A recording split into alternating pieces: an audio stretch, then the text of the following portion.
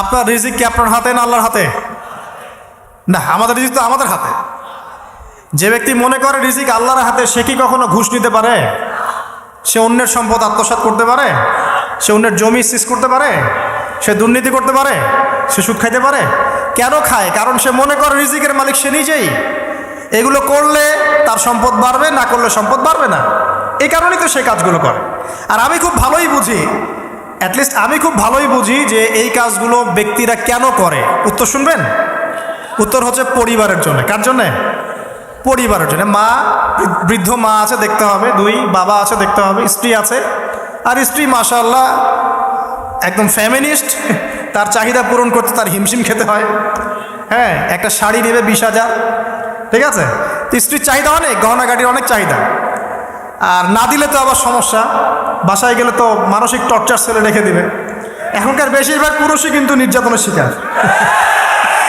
এখনকার বেশিরভাগ পুরুষ কিন্তু নির্যাতনের শিকার। ম্যাক্সিমাম বাসায় গিয়ে দেখবেন টর্চার, এক একটা রিমান্ডের সেলের মতো, বুঝছেন?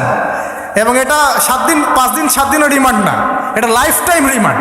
মানে পুরো জীবন ধরে এই রিমান্ড চলবে। তো এই যে সমস্যা, তা কার কার জন্য করি? পরিবার, সন্তান, পিতা মাতা, আত্মীয় স্বজন, এগুলোর জন্য। কিন্তু একটা কথা শোনেন আমার, আমরা যখন মারা যাব না, আমরা মারা গেলে পরে 40 দিন তারা আমাদেরকে মনে রাখবে কিনা সন্দেহ আছে। বিশ্বাস করছেন না? এই যে আমাদের অনেক আত্মীয় স্বজন মারা গেছে না, বছরে একটা বারও কি কবরস্থানে কেউ গিয়েছে? বা হয়তো যায়, মৃত্যুবার্ষিকী ওই দিন যায়, তাই না? দেখেন, আমরা কিন্তু আস্তে আস্তে ভুলে গিয়েছি তাদেরকে, আমরা ব্যস্ত হয়ে গেছি। ঠিক একইভাবে তারাও আমাদেরকে ভুলে যাবে। এই জন্যে আমি বারবার আপনাদেরকে মনে করে একটা কথা, আমার জীবন থেকে উপলব্ধি করি একটা কথা, যে একমাত্র আল্লাহ ছাড়া এই পৃথিবীতে এবং পরকালে আমাদের আপন বলে কেউ নাই। বাকি সবাই সবার স্বার্থের জন্য আছে। মানুষের অবস্থানকেই মূল্যায়ন করে, মানুষের অবস্থানকেই মূল্যায়ন করে। আল্লাহ রাব্বুল আলামিন আপনার ভিতরটাকে ভালোবাসেন। দেখেন, আপনি যখন নামাজ পড়েন নাই, আল্লাহ পাক কিন্তু আপনাকে ধ্বংস করে দেন নাই। আল্লাহ পরম করুণাময় আপনাকে হেদায়েত দিয়ে নামাজি বানিয়ে দিয়েছে। জীবনে অনেক পাপ করেছেন, ইনস্ট্যান্ট আল্লাহ পাক শাস্তি দিতে পারতেন, আল্লাহ পাক দেন নাই। আল্লাহ আপনাকে ভালোবাসেন, আল্লাহ আমাকে ভালোবাসেন। আল্লাহ পাকের এই ভালোবাসার ঋণটা শোধ করার জন্য হলেও নামাজি হয়ে যান, আল্লাহর পথে ফিরে আসেন, দিনের জন্য কিছু করেন, দিনের ফিকির করেন, পড়াশোনা করেন। প্রিয় ভাইরা, আল্লাহ পাক তৌফিক দান করুন। দেখুন, এই রিবা থেকে দূরে থাকার জন্য একটা হাদিস যথেষ্ট, যে 4 শ্রেণীর মানুষকে আল্লাহ রাসূল সাল্লাল্লাহু আলাইহি ওয়াসাল্লাম লাআনত করেছেন, অভিশাপ দিয়েছেন। ইনশাআল্লাহ আজকের লেকচার যাদের কানে যাবে, আমরা যদি না খেয়েও মরে যাই, আল্লাহ পাক না খেয়ে মারবেন না ইনশাআল্লাহ। রিজিক আছে, খাবো ইনশাআল্লাহ। কিন্তু হয়তো বা অভাব হবে, টাকা পয়সা একটু কম হতে পারে, অন্যের 10 তলা ফ্ল্যাট হবে, আমার হবে না, ঠিক আছে? অন্যের এত বিঘা বিঘা জমি আমার হয়তো হবে না। কিন্তু ইনশাআল্লাহ তাআলা এই যে দুনিয়ার মুসাফিরের জীবনটা, এটা মুসাফিরের জীবন না? মুসাফিরের জীবনটা কেটেই যাবে ইনশাআল্লাহ। কাটবে না? যে কোনোভাবে কেটে তো যাবেই ইনশাআল্লাহ। এই যে পরকালের জীবনটা একটা চেতনার শক্তি, জানেন? দুনিয়াতে যত বাধা বিপত্তি আসুক, গাল মন্দ খান, গীবত তহমত খান, কষ্ট হোক, নির্যাতন হোক, একটা বিষয় মনের মধ্যে শান্তি দেয়। কি শান্তি? যে এই দুনিয়ার জীবনটা তো আর চিরস্থায়ী নয়, এটা তো আর সারা জীবন থাকবে না। ইনশাআল্লাহ এই অবস্থা আস্তে আস্তে পরিবর্তন হয়ে যাবে। ফাইন্না মাআল উসরি ইউসরা, পরকালে ইনশাআল্লাহ পাবো। দুনিয়াতে না পেলে কি হয়েছে, পরকালে পাবো ইনশাআল্লাহ। যুবক ভাই, এসব জেনা ছেড়ে দেন, আল্লাহ রাব্বুল আলামিন আপনার জন্য হুর রেখেছেন জান্নাত, ইনশাআল্লাহ পাবেন ইনশাআল্লাহ। এটা ছেড়ে দেন, সুদ ছেড়ে দেন, আল্লাহ পাক আপনার জন্য হাউজে কাউসার রাখছে ইনশাআল্লাহ, ঠিক আছে? অন্যায় পাপ ছেড়ে দেন, আল্লাহ রাব্বুল আলামিন আপনার জন্য জান্নাত রেডি করে রাখছে ইনশাআল্লাহ। এই দুনিয়ার জীবনটা ধোঁকা, একটা ছোট্ট জীবন, পুরা ধোঁকা, কিচ্ছু নাই এর মধ্যে। আমার কথা শোনেন, এই দুনিয়ার জীবনে কিছুই নাই। চারপাশে অনেক কিছু মনে হবে, আপনার বাড়ি আছে, গাড়ি আছে, স্ট্যাটাস আছে, টাকা পয়সা, প্রতিপত্তি সব আছে। আদতে আপনি একা, আদতে আপনাকে একাই কবরে যাওয়া লাগবে, একাই আল্লাহর সাথে হিসেব নিকাশ দিতে হবে। কেউ নাই সাথে, আমারও সাথে কেউ নাই। কিন্তু আপনি মনে করছেন যে সেলিব্রিটিজম বড়, আমি পলিটিক্যাল নেতা হয়েছি, আমাকে সবাই চেনে, আমি ইকোনমিক সেক্টরে লিড দেই, রাষ্ট্রকে লিড দেই, আমি ধর্মতাত্ত্বিক ক্ষেত্রে লিড দেই, আমাকে দেখলে মানুষ বাহবা দেয়, ইত্যাদি ইত্যাদি। দিন শেষে আমি একা, আপনিও একাই, আমাকেও একাই যেতে হবে, আপনাকেও একাই যেতে হবে। এগুলো সব চারপাশের খালি অন্ধ মোহ আর কিচ্ছু না। তো এই মোহের মধ্যে ঢুকে পড়বেন না, আল্লাহ পাক তৌফিক ইনায়াত করুন। নবী সাল্লাল্লাহু আলাইহি ওয়াসাল্লাম বারবার বলতেন, আল্লাহুম্মা ইন্নী আউযু বিকা মিন ফিতনাতিদ দুনিয়া, বলতেন না, হে আল্লাহ আমি এই দুনিয়ার ফিতনা থেকে তোমার কাছে আশ্রয় প্রার্থনা করছি। ওয়া ইন্নী আউযু বিকা মিন ফিতনাতিন নিসা, আমি মহিলাদের ফিতনা থেকেও আশ্রয় প্রার্থনা করছি। আরও দোয়া করতেন, আল্লাহুম্মা ইন্নী আউযু বিকা মিন আযাবিল কবর, হে আল্লাহ আমি কবরের আযাব থেকে আশ্রয় প্রার্থনা করছি। ওয়া আযাবি জাহান্নাম, জাহান্নামের আযাব থেকে আশ্রয় প্রার্থনা করছি। ওয়া মিন ফিতনাতিল মাহইয়া ওয়াল মামাত, জীবন মৃত্যুর ফিতনা থেকে আশ্রয় প্রার্থনা করছি। ওয়া মিন শাররি ফিতনাতিল মাসিহিদ দাজ্জাল, এবং দাজ্জালের ফিতনা থেকে আশ্রয় প্রার্থনা করছি। দাজ্জালে পরে আসবো ইনশাআল্লাহ। দাজ্জাল নিয়ে আলোচনা করলে আবার কিছু মানুষ খারেজি ট্যাগ লাগাই দিতে পারে, ওই জন্য এদিকে আমি এখন যাচ্ছি না। হ্যাঁ, সামনে আসি। তো রিবার বিষয়টা বলছিলাম। আইয়ামে জাহিলিয়াতের যে সেই রিবা এখনকার বিশ্বে আছে কি নাই বলেন? ওই সময় না হয় মক্কায় ছিল, এখন কি সারা বিশ্বব্যাপী নাই? বিশ্বের কোনো কান্ট্রি রিবা মুক্ত না, বিশ্বের কোনো দেশ রিবা থেকে মুক্ত থাকতে পারবে না, এই বিশ্ব পরিচালনা যারা করছে ওদের আন্ডারে থাকলে। কখন হবে বিশ্ব রিবা মুক্ত? একদিন বিশ্ব রিবা মুক্ত হবে ইনশাআল্লাহ। একদিন না একদিন এই বিশ্বটা সুদমুক্ত হবে ইনশাআল্লাহু তাআলা। তখন জালেম পার পাবে না, মাজলুমের রক্ত শ্রম বৃথা যাবে না ইনশাআল্লাহ। কবে, কত বছর পর আমি জানি না, কিন্তু এতটুকু জানি যে মালহামার পরে যখন আল মাহদি আসবেন এবং তারপর যখন মাসিহুদ দাজ্জাল বের হবে এবং ঈসা ইবনে মারইয়ামকে আল্লাহ পাক নামিয়ে দিবেন, তার হাতে যখন দাজ্জাল নিহত হবে এবং জেরুজালেম থেকে যখন পুরো বিশ্ব শাসন করা হবে মুসলিমদের হাতে, তখন রিবা বলে কিচ্ছু থাকবে না পৃথিবীর ইনশাআল্লাহ। তার আগ পর্যন্ত এই অবস্থা সলভ হবে কিনা আমরা জানি না, হতেও পারে নাও হতে পারে, তবে ওই সময় যে হবে নিশ্চিত ইনশাআল্লাহ। আসুন, আইয়ামে জাহিলিয়াতের আরেকটা বড় পাপ ছিল, যে এক ভাই বলেছেন, সেটা হচ্ছে নারীর অবমাননা। কে বলেছে এই কথাটা? সামনে একজন। হ্যাঁ, আইয়ামে জাহিলিয়াতের অন্যতম একটা সেরা পাপ ছিল কি? নারীর অবমাননা। এটা নিয়ে কি বলতে হবে? এখন ধর্মের মধ্যেও আমরা নারীদেরকে অবমাননা করছি। বহু নামাজি ব্যক্তি আছে আমাদের মধ্যে, দেখবেন বোনের সম্পত্তি দেয় নাই, মেয়েকে শিক্ষিত করতে চাচ্ছেন না। কেন চাচ্ছেন না? ওর কি অধিকার নাই শিক্ষার? আপনি কি জানেন যে আয়েশা রাদিয়াল্লাহু আনহার কাছে বহু সাহাবী হাদিসের তালিম নিয়েছেন, বহু হাদিস শিখিয়েছেন কে? মা আয়েশা রাদিয়াল্লাহু আনহা। তো তিনি যদি শিক্ষিত না হতেন শেখাতে পারতেন? তো মেয়েদের শিক্ষার দরকার আছে না? হ্যাঁ, কি বিষয় দরকার? তাদের উপযুক্ত পরিবেশ নিশ্চিত করতে হবে, নিরাপত্তা, পর্দা এগুলো নিশ্চিত করতে হবে। তারপরে মেয়েদেরকে আপনি অবশ্যই শিক্ষিত করবেন। ঘরের কোণায় বসে রাখতে কে বলেছে? আপনি নিরাপদ পরিবেশ দেন, পর্দা দেন, তারা মাদ্রাসা যাবে, পড়াশোনা করবে। ঠিক আছে? আল্লাহ পাক আমাদের মা বোনদেরকে শিক্ষিত করার তৌফিক দান করুন, আমিন। ভালো ভালো কোয়ালিটি সম্পন্ন মহিলা মাদ্রাসা গড়ে তোলেন। আর মেয়েরা যদি শিক্ষিত না হয় তাহলে আমাদের বাড়ির বউরা শিক্ষিত হবে না, আর বউ শিক্ষিত না হলে আপনি একা শিক্ষিত হয়ে লাভ নাই। তখন ওই যে বললাম টর্চার সেল, ওই টর্চার সেলে ঢুকতে হবে আর কি। কথা বুঝতে পারছেন না? আগে বিয়ে শাদী করেন, বুঝবেন ইনশাআল্লাহ। আর যারা করেছেন তারা অলরেডি হাসছে যে মিটমিট করে দেন। ঠিক আছে? আচ্ছা, সামনে আসেন। দেখেন মেয়েদের অবমাননা কিভাবে দেখাবো। সবচেয়ে বড় অবমাননা হচ্ছে ওদের দেহটাকে আমরা এখন পণ্য বানিয়েছি। এই যে পর্নোগ্রাফি দেখেন, এই মেয়েগুলোর ইজ্জতের কোনো দাম নাই। মানে তাদের দেহটাকে একটা ব্যবসার সামগ্রী বানানো হয়েছে। এবং আমি একটা লেকচার দিয়েছিলাম ঢাকায়, নীল দর্পণ, দেখবেন অনলাইনে আছে। ওখানে আমি স্ট্যাটিস্টিক দেখিয়েছি যে সারা বিশ্বে এই যে আমেরিকায় শুধুমাত্র $12 বিলিয়ন ব্যবসা করে পর্ন দিয়ে। এটা একটা ব্যবসা, একটা ইন্ডাস্ট্রি। যেমন ফিল্ম ইন্ডাস্ট্রি আছে, তারপরে গানের ইন্ডাস্ট্রি আছে না, এরকম একটা ইন্ডাস্ট্রি হচ্ছে এই পর্ন ইন্ডাস্ট্রি। এখানে সবাই অ্যাক্ট্রেস, এরা হচ্ছে অভিনেতা অভিনেত্রী। এখানে যা দেখানো হয় এগুলো কিন্তু রিয়েল না, বাস্তব না, সব ফেক। বুঝতে পারছেন না কথা? এগুলো অভিনয়, এগুলো ফেক। এবং এটা একটা ইন্ডাস্ট্রি, এর মধ্য দিয়ে মেয়েদের দেহটাকে পণ্য বানিয়ে সারা বিশ্বে ব্যবসা করছে। এবং এর একটা অন্যতম উদ্দেশ্য হচ্ছে মুসলিম যুবকদের ঈমান যেন নষ্ট করা যায়। কারণ মুসলিম যুবকদের ঈমান চলে গেলে তারা নিশ্চিন্ত যে ওদের পথে আর কেউ বাধা নাই। কারণ ওদের এই জুলুমের পথে বাধা যদি কেউ দিতে পারে তাহলে কারা দিবে? মুসলিমরা। আর মুসলিমদের মধ্যে সবচেয়ে শৌর্য বীর্য কাদের মধ্যে থাকে? যুবকদের মধ্যে। তো যুবকদের ঈমান যদি চলে যায় তাহলে এদের আর কোনো সমস্যা নেই। তো এই বিষয়টা খেয়াল করবেন যে এটা একটা ইন্ডাস্ট্রি। সো এখানে আমরা মেয়েদের দেহটাকে আমরা কি বানিয়েছি? পণ্য বানিয়ে দিয়েছি। আর এখন তো চলছে কাপড় খোলা সংস্কৃতি। প্রত্যেকটা সেক্টরে আপনি গিয়ে দেখবেন মেয়েদের ইজ্জত, সম্মান, আব্রুটাকে উন্মুক্ত করে এটাকে দিয়ে আমরা বিজনেস করছি আর কি। এটা একটা বিজনেস। তো এখানে সমাধান কি? সমাধান আয়েশা রাদিয়াল্লাহু আনহা। সমাধান কে? সমাধান ফাতিমা রাদিয়াল্লাহু আনহা। সমাধান কে? সমাধান খাদিজা রাদিয়াল্লাহু আনহা। আমাদের মা, আমাদের বোন, আমাদের স্ত্রীদেরকে তাদের মতো করে মানুষ করতে হবে, গড়ে তুলতে হবে ইনশাআল্লাহ। দেখবেন নারীর সত্যিকারের সম্মান নিশ্চিত হবে ইনশাআল্লাহ। ইসলাম কি কখনো বলেছে যে মেয়েরা কাজ করতে পারবে না, পড়াশোনা করতে পারবে না ইত্যাদি? এই নাস্তিকরা তো ঠুনকো যুক্তি দিয়ে আক্রমণ করে। কে বলেছে সমস্যা? এমন ইসলামিক স্টেট আছে যেখানে একটা স্টুডিও, মনে করি স্টুডিও, ছবি তোলা হয়, কথার কথা, সেখানে সব কর্মী মহিলা, কোনো পুরুষ নাই। একটা মাদ্রাসা, সমস্ত কর্মী মহিলা, কোনো পুরুষ নাই। একটা স্কুল, সবাই মহিলা, কোনো পুরুষ নাই। ওখানে মেয়েরাই পড়ে, মেয়েরাই শেখায়। জায়েজ না জায়েজ বলেন? একটা নিরাপদ পরিবেশে যদি মেয়েরাই মেয়েদের দায়িত্ব নিয়ে পড়াশোনা করায়, ব্যবসা করে, অন্য কিছু করে, জায়েজ না জায়েজ? তাহলে পরিবেশ নিশ্চিত করাটা হচ্ছে চ্যালেঞ্জ।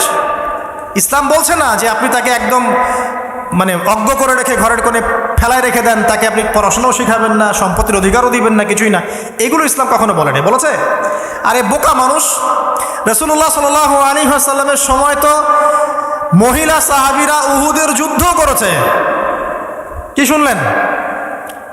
রাসূল সাল্লাল্লাহু আলাইহি ওয়াসাল্লামের সময় মহিলা সাহাবী উহুদের যুদ্ধও করেছে। উহুদের যুদ্ধের নাম শুনেছেন? ওখানে মহিলা সাহাবীও ছিল তীরন্দাজ। তাহলে মহিলারা কি করে নাই নবীর যুগে? খাদিজা রাদিয়াল্লাহু আনহা যত বড় ব্যবসায়ী ছিলেন, এখন এত বড় ব্যবসায়ী পাবেন? কোনো মেয়ে আছে এত বড় ব্যবসায়ী? উসমান রাদিয়াল্লাহু আনহু যত বড় বিজনেসম্যান ছিলেন, এখন এত বড় বিজনেসম্যান আছে? তো কি ছিল না সেই স্বর্ণযুগে? ওই স্বর্ণযুগের সুন্নতি আমাদেরকে আমল করতে হবে। আল্লাহ পাক তৌফিক এনায়েত করুন, আমিন। প্রিয় মা ও বোনেরা, পর্দা ছাড়বেন না। আপনাদের জন্য 4টা কাজ: স্বামীর আনুগত্য করা, লজ্জাস্থানের হেফাজত করা, আপনার 5 ওয়াক্ত সালাত ঠিকঠাক মতো আদায় করা, এবং রমজান মাসে সাওম রাখা। নবীজি বলেছেন সাল্লাল্লাহু আলাইহি ওয়াসাল্লাম, জান্নাতের যে কোনো দরজা দিয়ে ইচ্ছা আপনি প্রবেশ করতে পারবেন। আপনার জন্য সহজ। আর স্বামীর আনুগত্য বলতে আমি বুঝাইনি স্বামীর দাসত্ব করতে হবে, এটা বলিনি। এখনকার কিছু ফ্যামিলিস্ট মেয়ে আছে, ওরা আনুগত্য শব্দ মনে হয় যে দাসত্ব মনে হয়। আনুগত্য দাসত্ব এক জিনিস না। আনুগত্য কি?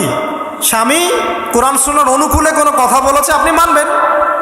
স্বামী বলছে পর্দা করো, তোমাকে ভালোবেসে বলছি তুমি পর্দা করো, তুমি আমার অনেক প্রিয় একজন মানুষ, তুমি বেপর্দায় বাইরে যাবা, লোকজন দেখবে, কেমন হয়? ঠিক আছে, তোমাকে তো আমি বিয়ে করেছি, তুমি আমার মানুষ, তোমাকে দেখবে কেন? ঠিক আছে। তো এখন স্বামী ভালো কথা বলেছে, আপনি শুনলেন, এটা আনুগত্য। আর ওই স্বামী যদি বলে আসো তো আমার কলিগরা এসেছে, ওকে খাবার সার্ভ করতে হবে, আসো খাবারটা পরিবেশন করো, এখন আপনি বেপর্দা হয়ে আপনার স্বামীর কলিগের সামনে খাবার পরিবেশন করতে শুরু করলেন, এটা কি আনুগত্য করতে হবে? এটা তখন আপনি আনুগত্য করবেন না। সিম্পল। কোরআন সুন্নাহর অনুগত কাজে আপনি স্বামীর আনুগত্য করবেন, বিপরীতে গেলে আপনি করবেন না। স্বামীর আনুগত্য মানে স্বামীর দাসত্ব নয়। আর এই হাদিসটা আপনি কেন ভুলে যান যে আল্লাহ রাসূল সাল্লাল্লাহু আলাইহি ওয়াসাল্লাম বলেছেন, আল্লাহ ছাড়া যদি কাউকে সেজদা করা যেত, সম্মান বুঝাচ্ছেন, আল্লাহ ছাড়া যদি কাউকে সেজদা করা জায়েজ হতো, আমি মেয়েদেরকে বলতাম যেন স্বামীকে সেজদা করে। কেন? কারণ আপনাকে রেসপন্সিবিলিটি, আপনার খাবার, আপনার ফুড, আপনার শেল্টার, আপনার মানে পুরো দায় দায়িত্ব নিজের হাড় ভাঙা পরিশ্রম দিয়ে, জীবনের ঝুঁকি নিয়ে স্বামী আপনার জন্য করে। সে আপনার সম্মান পাওয়ার যোগ্য তো? সে কি আপনার সম্মান পাওয়ার যোগ্য নয়?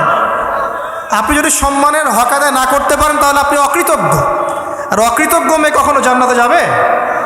একটা হাদিসে আছে, বেশিরভাগ মেয়ে জাহান্নামে যাওয়ার অন্যতম কারণ হচ্ছে তারা স্বামীর সাথে কুফুরি করে। কি করে? মানে সারা জীবন স্বামী ভালোবেসে যায়, ভরণ পোষণ দিয়ে যায়, সব চাহিদা পূরণ করে যায়, একদিন দেখবেন কথা কাটাকাটি হয়েছে, ওই দিন বলে বসবে যে তোমার কাছে আমি কিচ্ছু পাই নাই সারাদিন। এই যে কুফুরি, এই কারণে তারা জাহান্নামে যেতে পারে বেশি। আল্লাহ হেফাজত করুন। আরেকটা কারণ হচ্ছে যে বেপর্দা। আপনাকে 4টা মূলনীতি ফলো করতে হবে। 1, এমন কোনো পোশাক পরবেন না যে পোশাকটা আটো সাটো, যেটা পরলে আপনার গায়ের কাঠামো বোঝা যায়। এটা বোরখা হলেও পরা যাবে না। আমি কি বুঝাতে পারছি? ডিজিটাল বোরখা দেখেন নাই? দেখছেন? মাশাআল্লাহ। আর কারা কারা দেখছেন? এদিকে চোখ বেশি যায় না? আচ্ছা, এমনি দেখা যায়, চোখ দিতে হয় না, এমনি দেখা যায়। ডিজিটাল বোরখা চলবে না, ডিজিটাল বোরখা চলবে না। আমার মত, এটা আমি মত দিচ্ছি, আমি আল্লাহর রাস্তায় সময় দিয়েছি অনেক দিন, এবং এখানে যে পর্দাটা শেখানো হয় এরকম পর্দা আমি অন্য কোথাও দেখিনি। এত চমৎকার পর্দা শেখানো হয়। কারা কারা সময় লাগিয়েছেন? 3 দিন 7 দিন সময় দিয়েছেন কারা কারা? বেশিরভাগই দেন নাই, সমস্যা নাই, দিতে হবে, আমি বাধ্যতামূলক বলিনি আপনাকে, বলেছি এখানে পর্দা শেখানো হয়, চমৎকার পর্দা শেখানো, যে এখানে চোখটা পর্যন্ত তাদের ঢেকে রাখার তালিম দেওয়া হয়। যাই হোক, যেখানেই শেখেন অ্যাটলিস্ট পর্দাটা শিখলেই হলো। এমন পোশাক হবে না যেই পোশাকটা আটো যেটা পরে আপনার গায়ের কাঠামো বোঝা যায়। 2 নম্বরে এমন পোশাক পরা যাবে না যেই পোশাকটা পরলে বাহির থেকে ভিতরের অঙ্গ দেখা যায়। দেখেছেন? দেখেন নাই? দেখছেন হুজুর? আচ্ছা, আপনারা তো সব দেখেন দেখে।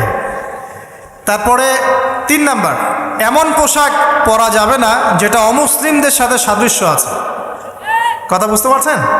অমুসলিমদের ধর্মীয় বিষয়ের সাথে সাদৃশ্য আছে এমন পোশাক মুসলিম মেয়েদের পরা যাবে না। এর মানে এই নয় যে অন্য ধর্মকে আপনি আক্রমণ করবেন, এটাও নয়। যে যার ধর্ম তাদের স্বাধীনতা মতো পালন করবে। মুসলিমরা বাধা দিবে? দিবে না। মুসলিমরা দাওয়াত দিতে পারে। কি করতে পারে? দাওয়াত দিতে পারে যে ভাই, যে লা ইলাহা ইল্লাল্লাহর কনসেপ্ট আপনাকে বোঝাচ্ছি, আল্লাহ ছাড়া কোনো মাবুদ নাই, মুহাম্মদ সাল্লাল্লাহু আলাইহি ওয়াসাল্লাম সর্বশেষ রাসূল, এই কোরআন পড়ুন, হাদিস পড়ুন, দেখুন এটাই হচ্ছে মানবতার মুক্তির সনদ। এরপর যদি সে ইসলাম কবুল করে আলহামদুলিল্লাহ, যদি না করে এর হিসাব কে দিবে? সে নিজে দিবে। এর হিসাব কি আমাকে দেওয়া লাগবে? দেওয়া লাগবে না। তো অমুসলিমদের সাথে সাদৃশ্য আছে এমন পোশাক চলবে না। আর 4 হচ্ছে, পুরুষরা মেয়েদের পোশাক পরতে পারবে না, মেয়েরা পুরুষদের পোশাক পরতে পারবে না। জি, আপনাদেরকেই বলছি, আপনারা জিন্স পরতে পারবেন না, মেয়েদেরকে বলছি, এবং টি শার্ট পরতে পারবেন না। আপনারা ওই যে যা ইচ্ছা তাই ড্রেস পরে বলবেন যে 1000 বছরের সভ্যতা সংস্কৃতি, এসব বাজে কথা চলবে না এখানে। এটা 1000 বছরে কোনোদিনও আমাদের দাদা নানিরা এগুলা কখনো পরে নাই। পড়ছে? আপনার দাদি কখনো এরকম পরছিল শাড়ি? তো যে বললো 1000 বছর থেকে পরে আসতেছে নাকি? সুবহানাল্লাহ। তো এখানে বিষয়টা হচ্ছে, পুরুষ মেয়ের পোশাক পরতে পারবে না, মেয়ে পুরুষের পোশাক পরতে পারবে না। আমি খুব সংক্ষিপ্ত করে আপনাকে কোরআন সুন্নাহ থেকে 4টা মূলনীতি বলে দিলাম। এই 4টা মূলনীতি কোরআনেও আছে, হাদিসেও আছে। আসেন, এই যে নারীর অবমাননা, এই বিষয়টা আইয়ামে জাহিলিয়াতে যেমন ছিল, এখন দেখবেন আরো বড় পরিসরে এসেছে। আসে নাই? এই যে ফ্যাশন শো, দেহের প্রদর্শনী, বিভিন্ন ফিল্মস দেখবেন, ফিল্ম ইন্ডাস্ট্রিজে দেখবেন, মিউজিকে দেখবেন, পর্নে দেখবেন, মেয়েদের দেহটাকে নিয়ে ব্যবসা করা হচ্ছে। আগে তো না হয় কন্যা সন্তান হলে জীবন্ত পুঁতে ফেলতো নাকি? এখন যদি গর্ভের বাচ্চা মেয়ে জানে, অনেকে আগেই মেরে ফেলে। বোঝেন নাই মনে হয়? অনেকে যদি জানে যে গর্ভে মেয়ে সন্তান আছে, আগেই মেরে ফেলায়। এমন অনেক দেশ আছে, আমি নাম বলছি না দেশের সঙ্গত কারণে, যে সে দেশে এরকম মেয়ে সন্তানকে এই যে খালাস করে ফেলার, নষ্ট করে ফেলার, ভ্রূণ নষ্ট করার আলাদা ক্লিনিক আছে, আলাদা হসপিটাল আছে। বলে নাউজুবিল্লাহ। তো আসলে ওই 1450 বছর আগের মানুষটা বেশি বর্বর ছিল না আমরা বেশি বর্বর? এই যে অধিকারের কথা বলে বলে আমরা মেয়েদের দেহটাকে নিয়ে এখন মস্করা করছি, তামাশা করছি। সবচেয়ে সেরা অধিকার কোথায় পাবে? কোরআনে পাবে, হাদিসে পাবে, ইসলামে পাবে। তার পর্দা নিশ্চিত হবে, দেহ সেফ থাকবে, তার ইজ্জত নিশ্চিত হবে, ইজ্জত সেফ থাকবে, তার সম্মান সেফ থাকবে, তাকে রাজরানীর মতো স্বামী বাসায় রাখবে, কারণ সে হচ্ছে তার কাছে সবচেয়ে মূল্যবান প্রিয় বস্তু। শুধু তাই নয়, সম্পত্তির অধিকার তাকে দিতে হবে। একজন মেয়ে তার ভাইয়ের সম্পত্তি পাবে, তার বাবার সম্পত্তি পাবে, তার স্বামীর সম্পত্তি পাবে, সব দিক থেকে সে সম্পত্তি পাবে। আর একজন ছেলে কিন্তু সব দিক থেকে সম্পত্তি পাবে না। তো এই বিষয়গুলো যখন এক শ্রেণীর মানুষ বোঝে না, তখন ইসলামের বিরুদ্ধে অহেতুক প্রপাগান্ডা চালানো শুরু হয়। সবচেয়ে সেরা সম্মান রক্ষার উদাহরণ দেয়া হয়েছে ইসলামে, কোরআনে এবং হাদিসে। এই কথাটা আপনাদের মা বোনদেরকে বোঝাবেন, তবে নম্রতার সাথে বোঝাবেন, কারণ উচ্চবাচ্য করলে তারা কথা শুনবে না। আর আল্লাহ রাসূল সাল্লাল্লাহু আলাইহি ওয়াসাল্লাম বলেছেন, কিছুটা বাঁকা হাত দিয়ে তাদেরকে তৈরি করা হয়েছে। যদি আপনি শক্ত করে চাপ দিতে যান তাহলে ভেঙে যাবে, আর যদি আপনি ওই অবস্থায় ছেড়ে দেন তাহলে বাঁকাই থেকে যাবে। এখানে আপনাকে হিকমা অবলম্বন করতে হবে। আল্লাহ পাক তৌফিক দান করুন। একটা বিষয় বলছিলাম, ওই যে শিরকের পাপ, এখন গ্লোবালাইজেশন হয়েছে না, ওই সুদের পাপ এখন গ্লোবালাইজেশন হয়েছে না? গ্লোবালাইজেশন বোঝেন? মানে বিশ্বায়ন, পুরো বিশ্বে ছড়িয়ে পড়েছে না? আরেকটা হচ্ছে এই যে মেয়েদের অবমাননা, এটা সারা বিশ্বে ছড়িয়ে পড়ে নাই? আচ্ছা, আর দুটা বলবো, এরপর বলে আমি শেষের দিকে যাচ্ছি। আসলে একটা হচ্ছে মাদক। মাদক আইয়ামে জাহিলিয়াতের অন্যতম সেরা পাপ ছিল কি? মাদক। ওই যে বলছেন জাহিলি যুগ, কেন বলছেন জাহিলি যুগ? বিকজ ওইখানে মাদক খেত মানুষ বেশি। এখন বলেন, ওখানে না হয় মক্কায় মাদক খেত মানুষ, এখন সারা বিশ্বে মাদক ছড়িয়ে পড়ে নাই? বেশি না কম? এখন এই যে নতুন নতুন মাদক আসছে, ইয়াবা, আরও নাকি কি কি আসছে নতুন নতুন, আমরা নামও জানি না। এই যে গাজার নাম জানি, ফেন্সিডিলের নাম জানি, আর কি কি আছে? হিরোইন বলেন, আর দু একটা, আফিম, আর কি আছে? হ্যাঁ, রেন্ডি, সুবহানাল্লাহ, এই নামও কখনো শুনি নাই আমি। আচ্ছা শোনেন শোনেন, বিষয়টা হচ্ছে দেখুন, এই বিষয়টা কি হালাল না হারাম? আচ্ছা, এটাকে যদি আমরা হালাল করে নেই তাহলে কি হবে? কুফরি হবে না শিরক হবে? শিরক কুফর দুটোই হচ্ছে। কিন্তু এখন মক্কার কিছু মানুষ মাদক খেয়েছে বুঝলাম, আল্লাহ রাব্বুল আলামিন ধাপে ধাপে এখান থেকে বের করেছেন। প্রথমে বলেছেন মদ খেয়ে নামাজের ধার কাছে যেও না। হ্যাঁ, তারপরে বলেছেন এই যে মাদকে কিছুটা উপকার আছে কিন্তু বেশি ক্ষতি। তারপর বলেছেন খেয়ে নামাজের কাছে যেও না। তারপর ধাপে ধাপে শেষের দিকে এসে আল্লাহ পাক বলেছেন যে এটাকে ছেড়ে দাও। সূরা মাইদায় পড়ে দেখেন, এটা শয়তানের কাজ। তখন সাহাবায়ে কেরাম রাদিয়াল্লাহু আনহুম পুরোপুরি মাদক থেকে নিজেদেরকে মুক্ত করলেন। এরপরে কি কখনো তারা মাদক ছুঁয়েও দেখেছেন? বরং মাদক দ্রব্য সেবন করলে 40টা লাঠি বেত্রাঘাত করতে হয়, ইসলামিক শাস্তি। কয়টা লাঠি? আর ওমর রাদিয়াল্লাহু আনহুর সময়ে 40 লাঠিকে বাড়িয়ে 80 লাঠি করা হয়েছে। কত লাঠি? 80 লাঠি। কিন্তু আরও একটা পাপের শাস্তি আছে, বলবো? অপবাদ, এখন যেটা বেশি দেয়া হয়, অপবাদ, মিথ্যা অপবাদ, সতীসাধী নারীর উপরে মিথ্যা অপবাদ, এর শাস্তি হচ্ছে 80 লাঠি। আবার 100 লাঠির শাস্তি আছে, 100 লাঠি। এটা কিসের জানেন? জিনা। জিনা, এই যে যারা করছেন, এর শাস্তি হচ্ছে 100 লাঠি। তাও জনসমক্ষে দিতে হবে, গোপনে না। আর 1 বছরের জন্য এলাকা ছাড়া করতে হবে। রজম একটা শাস্তি আছে, রজম। এটা কি? রজম মানে পাথর নিক্ষেপ করে হত্যা। এটা তো বর্বর, তাই না? অমানবিক, মধ্যযুগীয়। এসব কথা শুনছেন না? শোনেন, কিছু কিছু বিষয় আছে যে বিষয়গুলো করার পরে এই পৃথিবীতে মানুষ বেঁচে থাকার অধিকারটা হারিয়ে ফেলে। কথা বুঝতে পারছেন না মনে হয়? কিছু কিছু পাপ আছে, এগুলো করলে পরে মানুষ এই পৃথিবীতে বেঁচে থাকার অধিকারটা হারায় ফেলে। যেমন কোনো বিবাহিত ব্যক্তি যদি জেনা করে, নাউজুবিল্লাহ,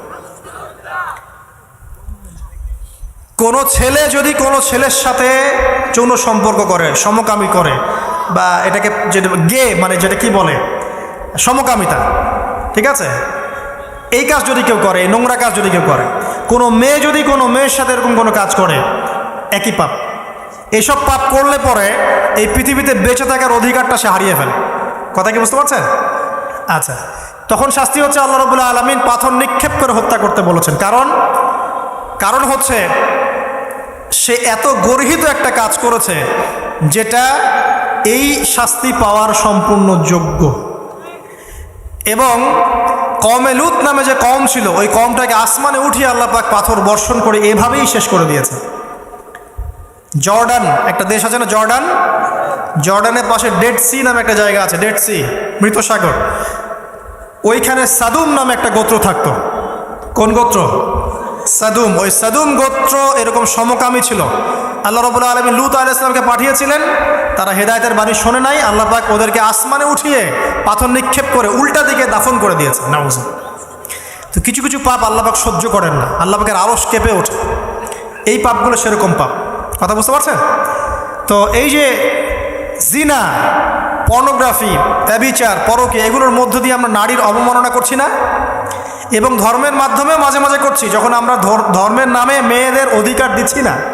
অনেকেই সম্পত্তির অধিকার দিচ্ছেন না, অনেকেই শিক্ষিত করছেন না, অনেকেই আরও যৌতুক নিচ্ছেন না। যৌতুক নিচ্ছেন না অনেকেই। যে বিয়ের সময় যৌতুক নেয়, এটা তো মেয়ের উপর, মেয়ের পিতার উপর টর্চার করা, সম্পূর্ণ হারাম, সম্পূর্ণ হারাম। তারপরে দেখবেন, রিপোর্টগুলো পড়ে দেখবেন যে এই বছর 2000 কত, এটা 22, এই 22-এই গভর্নমেন্ট রিপোর্ট অনুযায়ী নিবন্ধিত প্রায় 1339টা ধর্ষণের মামলা হয়েছে। তো এটা এখন অ্যাভেলেবল, যে কোনো সব জায়গায় ধর্ষণ হচ্ছে এখন অ্যাভেলেবল। মানুষ এটাকে স্বাভাবিক মনে করছে, এখন নর্মাল ধর্ষণ হতেই পারে, মানুষ এখন এমন মনে করছে। প্রত্যেক দিন পেপার খুলবেন দেখবেন রেপের খবর, প্রত্যেক দিন খবর শুনবেন ধর্ষণের খবর। আর সব খবর তো আসে না, আসে হয়তো 10%, 20%, 30%, বেশিরভাগই আসে না। এলাকায় মোড়ে মোড়ে দেখবেন, গ্রামে গঞ্জে শহরে বন্দরে খালি ইফটিজিং দেখবেন, খালি ইফটিজিং। মেয়েদেরকে যৌন হয়রানি করা হচ্ছে, বাসে, অটোতে, টেম্পুতে, সব জায়গায়। বাসের মধ্যে মেয়েকে রেপ করে ফেলা হচ্ছে। একটা বাচ্চা মেয়ে যে বোঝেও না যে সেক্সুয়াল বিষয়গুলো কি জিনিস, ওকেও রেপ করা হচ্ছে। এই যে মহামারী, আপনি তো বুঝতে পারছেন না যে আমরা কোন সমাজে আছি। এই সমাজে আপনার মেয়ে তো সেফ না, আমার মেয়ে তো সেফ না। আমার মেয়ে, আপনার মেয়ের ভবিষ্যৎ কি হবে, এর ভবিষ্যতের নিশ্চয়তা কে দিবে? আপনার মেয়ের ইজ্জতের ভবিষ্যতের নিশ্চয়তা কে দিবে? এই নিশ্চয়তা দেওয়ার মতো মানুষ কোথায়, নেতা কোথায়? কারো ঘরের স্ত্রী, কারো ঘরের বোন, কারো ঘরের মেয়ে এখন সেফ না। যে কোনো দিন, যে কোনো জায়গায়, যে কোনো দুর্ঘটনা হতে পারে। বাসে, ট্রাকে, ট্রেনে, অটোতে, সব জায়গায় হতে পারে। আর এগুলোকে আমরা প্রমোট করছি, এখন নগ্নতাকে প্রমোট করছি, পর্নকে প্রমোট করছি। এই নগ্নতা, পর্ন, এসব দিয়ে মানুষের মাথাটাকে পুরো জানোয়ার বানিয়ে ফেলা হয়েছে। পর্ন দেখাতে দেখাতে ছেলেদের মাথাটাকে জানোয়ার, পশু বানিয়ে ফেলা হয়েছে। এরা এখন বোঝে না যে মেয়ে কি জিনিস, মা কি জিনিস, বোন কি জিনিস, তাও বোঝে না। ভাই বোনের সাথে জেনা করেছে, চাচাতো বোন চাচাতো ভাইয়ের সাথে জেনা করছে, চাচাতো ভাই ফুফাতো বোনের সাথে জেনা করছে। রংপুরের খবর শুনলাম যে মায়ের সাথে ছেলেও জেনা করেছে। নাউজুবিল্লাহ। এগুলো কেন হচ্ছে? এই মহামারী কেন হচ্ছে? কি সমাধান দিবে? সমাধান ইসলামে ছিল, আমরা নেই নাই। সমাধান হচ্ছে, প্রথম সমাধান অশ্লীলতার মহামারী বন্ধ করতে হবে, পর্দা নিশ্চিত করতে হবে, পর্নোগ্রাফির সমস্ত সাইটগুলো বন্ধ করে ফেলতে হবে। আজকের নিউজ তো কথা বললে তো কাজ হবে, কথা না বললে কাজ হবে কিভাবে? 26,000 পর্ন সাইট তারা বন্ধ করে দিয়েছে। যখন সমাজের মানুষ পর্ন দেখতে দেখতে পশু হয়ে গেছে, আপনি বাইরে এই যে আলখাল্লা টুপি দাঁড়িয়ে পরে ঘুরলে লাভ আছে? ভিতর থেকে তো আপনি পশু। দেখবেন মসজিদে ইমাম সাহেব নামাজ পড়তে এসেছে, বাসায় পর্ন দেখে আসছে, নামাজে কোনো মনোযোগ নাই। দেখবেন টাপাটাপ নামাজ পড়ছে, কোনো মনোযোগই নাই, পর্ন দেখে। ইমানের আলোচনা করবেন, খুব লাফালাফি করলো, 2 দিন পর দেখবেন কোনো খবর নাই, পর্ন দেখতে দেখতে ভিতরটা শেষ, ড্যামেজ। পর্নোগ্রাফিতে যে একবার আসক্ত হয়েছে, তার মধ্যে ইমানের কোনো তেজই থাকবে না, কোনো তেজ থাকবে না। এখন আলেম জালেম সবার ফোনে ফোনে দেখবেন পর্ন চলে আসতেছে, কেউ দেখতে না চাইলেও তাকে দেখতে বাধ্য করা হচ্ছে। ফেসবুকে ঢুকবেন, নগ্ন দৃশ্য। এই নগ্নতা দিয়ে, এই পর্নোগ্রাফি দিয়ে, এই যে মিডিয়ার মধ্যে দিয়ে প্রমোটিংটা দিয়ে ব্যভিচার ছড়িয়ে দেয়া, জেনা ছড়িয়ে দেয়া, অশ্লীলতা ছড়িয়ে দেয়া, পরকীয়া ছড়িয়ে দেয়া, এর মধ্য দিয়ে নারীর সম্মান, দেহ, ইজ্জতকে আমরা এখন রাস্তার সাথে মিশিয়ে দিয়েছি। কিসের অধিকারের কথা বলছে? কিসের নারী অধিকারের কথা বলছে?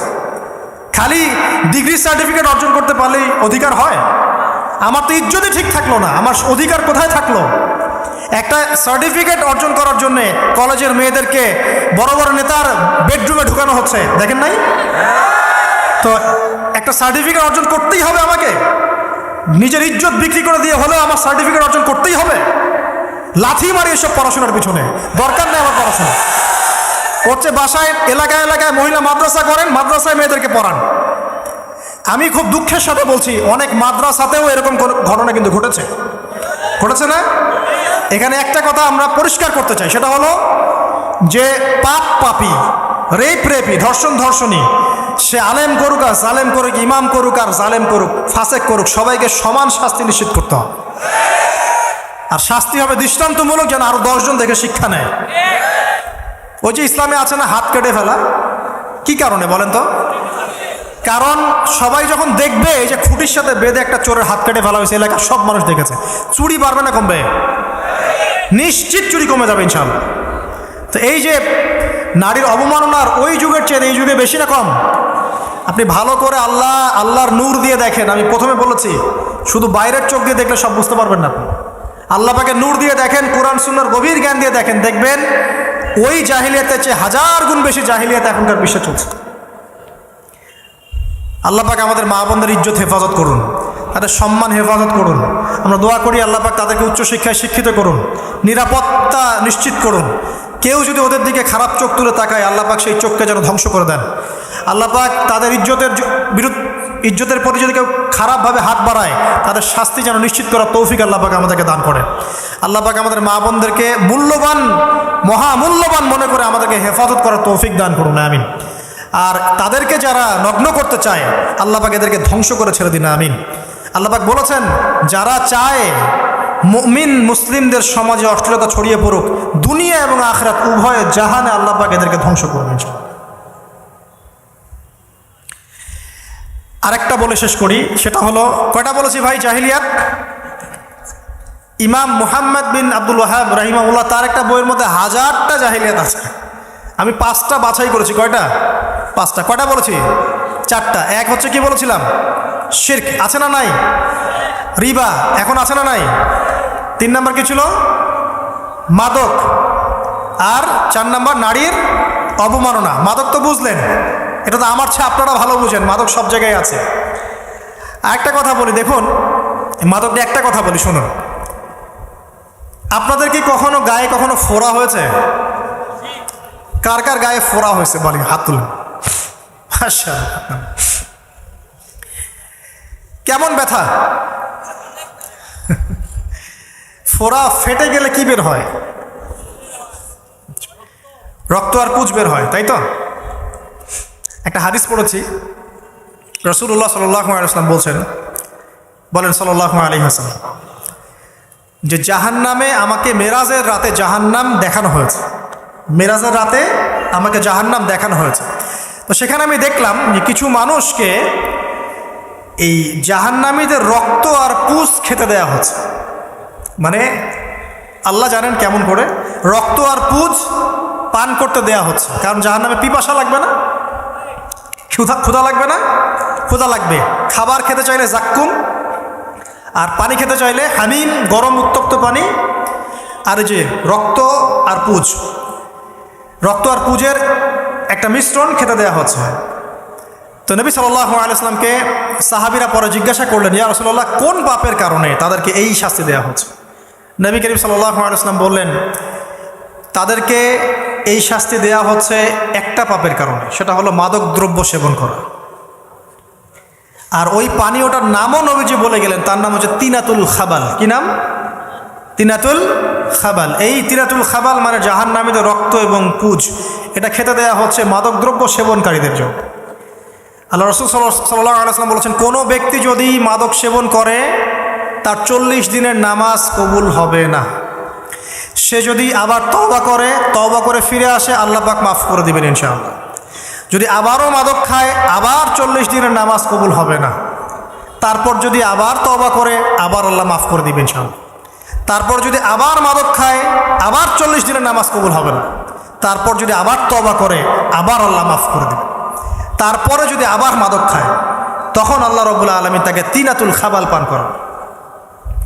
প্রিয় ভাইরা, আপনারা মুসলিম না? আমরা মুসলিম না? মুসলিম যুবকদের সবচেয়ে সেরা অস্ত্র হচ্ছে ঈমান এবং নৈতিকতা। অন্যরা জাহিলিয়াতের স্রোতে ভেসে যাক, মুসলিম তরুণরা কখনো জাহিলিয়াতে যাবে না ইনশাআল্লাহ।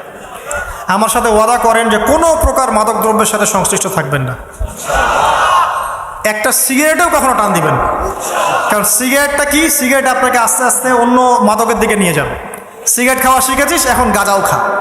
গাঁজা খাওয়া শিখলে এখন ওটা খা, এই করতে থাকে। এক পর্যায়ে আপনি এখান থেকে আর বের হতে পারবেন না। এখানে আপনার দেহের ক্ষতি, আপনার মস্তিষ্কের ক্ষতি, আপনার পরিবারের ক্ষতি। এমন আপনি যদি পরবর্তীতে গিয়ে পরিবার গঠন করতে চান, আপনি সুখী পরিবারও গঠন করতে পারবেন না, কারণ ভিতর থেকে আপনি নিজেকে শেষ করে ফেলেছেন। দুইটা ভয়ঙ্কর পাপের কথা বলে দেই। এই দুইটা পাপে যারা আসক্ত হয়ে আছে, তারা তওবা করে ফিরে আসলে পরেও সারা জীবন তাদেরকে এটা সাফার করতে হবে। কথা বুঝতে পারছেন না?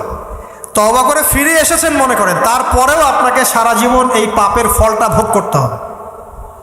এক, মাদক দ্রব্য দীর্ঘদিন সেবন করেছেন, তওবা করেছেন, ফিরে এসেছেন, আল্লাহ হয়তো মাফ করে দিয়েছেন, আল্লাহ পাক মাফ করে দিয়েছেন, বাট আপনি আপনার দেহের যে ক্ষতিটা করে ফেলেছেন এটা পোষাতে পারবেন না। 1 নাম্বার। 2, তখন আপনি যদি বিয়ে করেন, আপনি স্ত্রীকে সন্তুষ্ট করতে পারবেন না। হ্যাঁ। 2 নাম্বার হচ্ছে এই যে গোপনে যুবকরা যে পাপটা করে, মাস্টারবেশন, যেটাকে আমরা বলি হস্তমৈথুন, এই পাপ যেসব যুবকরা করছে বা করে, এবং অ্যাভেলেবেল এই পাপটা সবাই করে, কারণ এখন পর্নের যুগ, পর্ন দেখলে তো আর কোনো উপায় নাই, তখন তো এই পথেই যেতে হচ্ছে, নিজের উপরে নিজেকে জুলুম করতে হচ্ছে।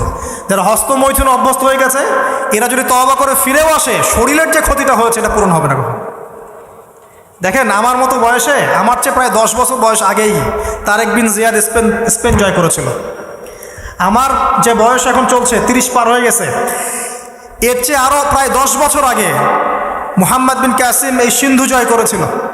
এখন যে ইসলাম আপনি ভোগ করছেন, এটা তাদের ফল, তাদের এই জিহাদের ফল।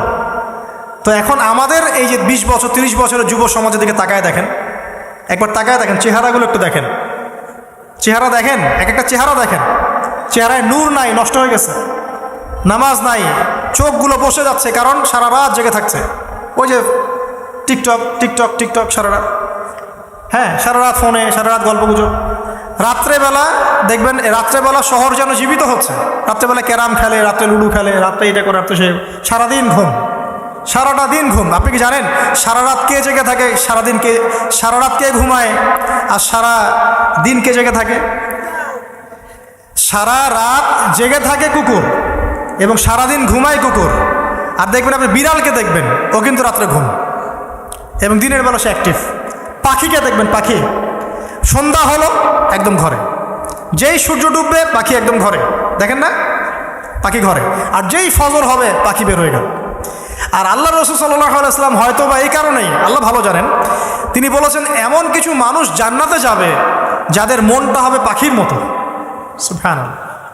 দেখেন পাখি কি করে, একদম সন্ধ্যা হলো ঘরে ঢুকে গেল, যেই ফজর হবে একদম ফজরের আগে আগে সে বের হয়ে গেল। তো পাখির মতো হওয়ার চেষ্টা করেন, পাখির মতো লাইফস্টাইলে আছেন, এবং সে সারাদিন পরিশ্রম করে রিজিকের জন্য, করে না? আল্লাহ পাক পাখিকে রিজিক দেন কি চাকরির মধ্য দিয়ে না ব্যবসার মধ্য দিয়ে? কীভাবে সে রিজিক পায়? তাওয়াক্কুল, তাওয়াক্কুল, আল্লাহর প্রতি তাওয়াক্কুল। আর তাওয়াক্কুল করে কি সে ঘরে বসে থাকে না রিজিক সার্চ করে, রিজিক তালাশ করে? আপনিও রিজিক তালাশ করেন, আল্লাহ পাক রিজিক দিবে ইনশাআল্লাহ। প্রিয় যুবক ভাইরা, আল্লাহর ওয়াস্তে তওবা করেন। যারা যারা মাদকদ্রব্যের সাথে সংশ্লিষ্ট আছেন বা থাকার সম্ভাবনাও ছিল, এর ধার কাছেও যাবেন না, ওয়াদা করছেন তো? এবং গোপন পাপে লিপ্ত হবেন না, গোপন পাপে লিপ্ত হবেন না। আপনি যৌবনকে ধরে রাখেন, ইনশাল্লাহ দেখবেন আপনি সারা জীবন এনজয় করতে পারবেন ইনশাল্লাহ। কিন্তু যদি এখন নিজেকে শেষ করে ফেলেন, এখন নিজেকে শেষ করে ফেললে আপনি বিয়ে করলে পরেও দেখবেন আপনি পস্তাচ্ছেন। ওই যে কলিকাতা হারবালে যেতে হবে, তখন মডার্ন হারবালে দৌড় দিতে হবে। আর সব হারবাল টারবাল খেয়ে লাভ হয় না। কারণ কি? কারণ আল্লাহ প্রদত্ত যে নেয়ামত সেটা আপনি নষ্ট করে ফেলেছেন, এখন এইটা আর আপনি ক্ষতিপূরণ দিতে পারবেন না। অতএব জীবনটাকে সিরিয়াসলি নেন। মুসলিম তরুণ যুবকদেরকে উদ্দেশ্যে বলছি যে আপনারা কায়িক পরিশ্রম করেন, কায়িক পরিশ্রম করেন। 5 ওয়াক্ত সালাতটা আল্লাহর ওয়াস্তে নামাজে মসজিদে এসে পড়েন। বেশি কিছু করতে বলছি না ভাই, আমার কথা শোনেন, বেশি কিছু করতে বলছি না।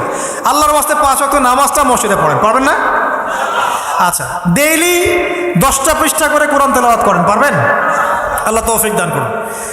ডেইলি 2-4 টাকা করে সদকা করেন, পারবেন? আচ্ছা, প্রত্যেক দিন কিছু দাওয়াতি কাজ করেন, আমর বিল মারুফ, সৎ কাজের আদেশ করবেন, নাহি আনিল মুনকার, অসৎ কাজে নিষেধ করবেন, পারা যাবে ইনশাআল্লাহ।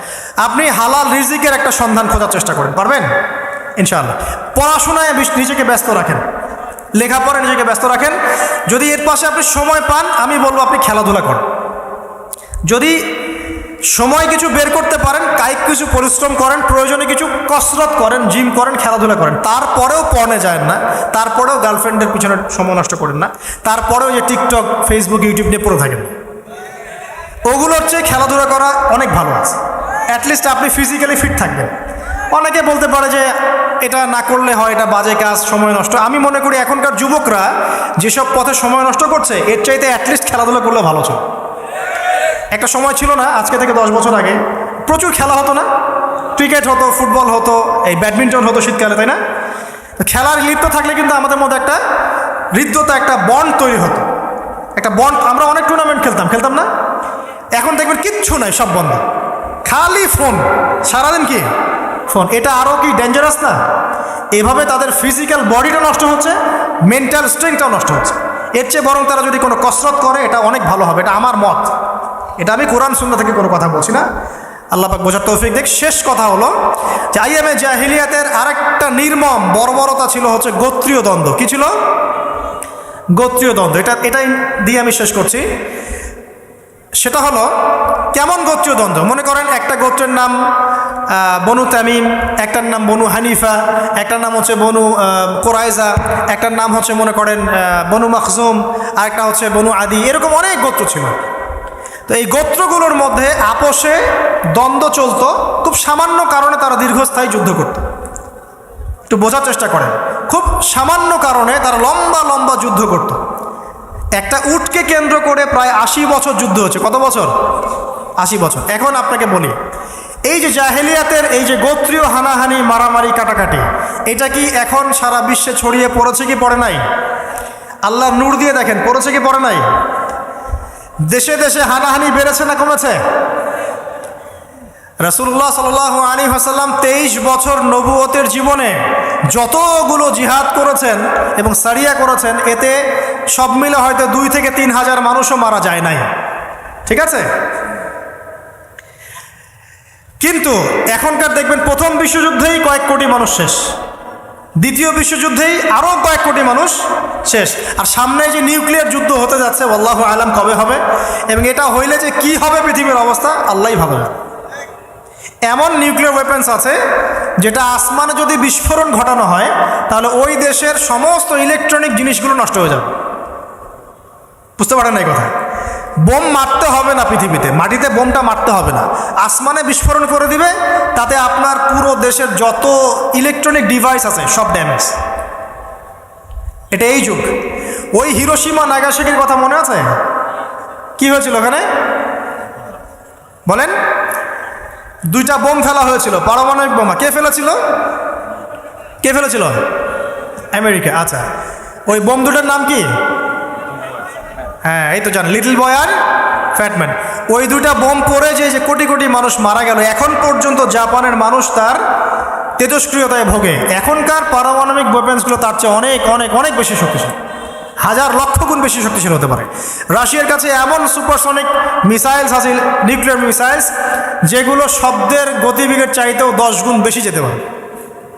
শব্দের গতিবেগ কত হার্টস বলো? এই তোমার সায়েন্সে পড়ো নাই? তো এই শব্দের গতিবেগের চাইতেও 10 গুণ 20 গুণ বেশি যেতে পারবে কি একটা মিসাইল। মানে মিসাইল আবার আকাশ প্রতিরক্ষা ব্যবস্থা বলে একটা কথা আছে।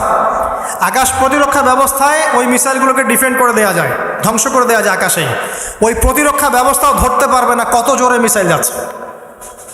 এবং সেই রাশিয়াকে উস্কে দিচ্ছে এখন পশ্চিমারা, ফেলো একটা বোম, ইউক্রেনে একটা বোম ফেলো খালি। ও যদি একটা ফেলেই দেয় তখন দেখবেন পশ্চিমারা সবাই মিলে আবার যুদ্ধে নেমে যাবে, পুরো ব্যাসাকার হয়ে যেতে পারে। আল্লাহু আলাম, আল্লাহ ভালো জানেন। তবে এটা সময়ের ব্যাপার মাত্র যে বিশ্বে একটা ভয়ঙ্কর প্রলয়কারী কিছু একটা হতে যাচ্ছে। বলবো যে ভবিষ্যৎবাণী করে বেড়াচ্ছে। ভবিষ্যৎবাণী করি নাই, আপনার বর্তমান সম্পর্কে জ্ঞান নাই বলেই বর্তমানকে আপনার ভবিষ্যৎ মনে হয়। বর্তমান সম্পর্কে আপনি অজ্ঞ বলেই বর্তমানের জ্ঞানটাকে আপনার কাছে ভবিষ্যৎ মনে হচ্ছে। বর্তমান সম্পর্কে জ্ঞান অর্জন করেন, দেখবেন সঠিক বুঝতে পারবেন। নিউক্লিয়ার যুদ্ধের দ্বার প্রান্তে। তো যেটা বলছিলাম যে এই যে গোত্রীয় হানাহানি দেখেন ছড়িয়ে পড়েছে, আর এই হানাহানিকে উস্কে দিচ্ছে কারা? এই হানাহানিকে উস্কে দিচ্ছে একটা শ্রেণী, তার নাম জায়নিস্ট মুভমেন্ট। তারা কি চায়? তারা চায় চীনকে তাইওয়ানের সাথে বিরোধ বাঁধিয়ে দিতে। তারা চায় বাংলাদেশের অভ্যন্তরে একটা ফাসাদ লাগিয়ে রাখতে। তারা চায় মিয়ানমারকে দিয়ে বাংলাদেশকে বিজি রাখতে। তারা চায় ইউক্রেনকে দিয়ে রাশিয়াকে বিজি রাখতে। তারা চায় ইসরায়েলকে দিয়ে প্যালেস্টাইনকে বিজি রাখতে। বিভিন্ন জায়গায় সব সেট করে রাখা হয়েছে আর কি। এবং তার উদ্দেশ্য হচ্ছে পৃথিবী থেকে মানব জাতি কমিয়ে ফেলা, এবং আস্তে আস্তে যেন ওদের যে agenda, they want to rule the world, তারা সারা ওয়ার্ল্ডটাকে রুল করতে চায় এবং ইসলামকে পুরো মুছে ফেলতে চায়।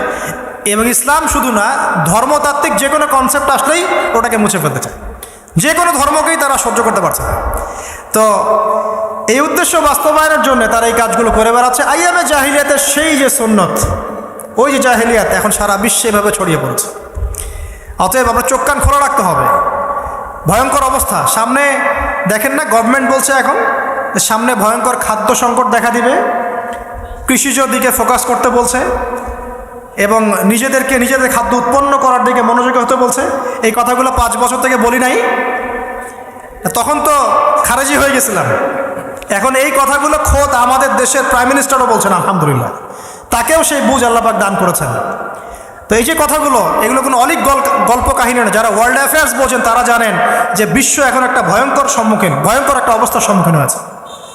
এটা আপনারা বুঝতে হয়তো দেরি করে ফেলছেন।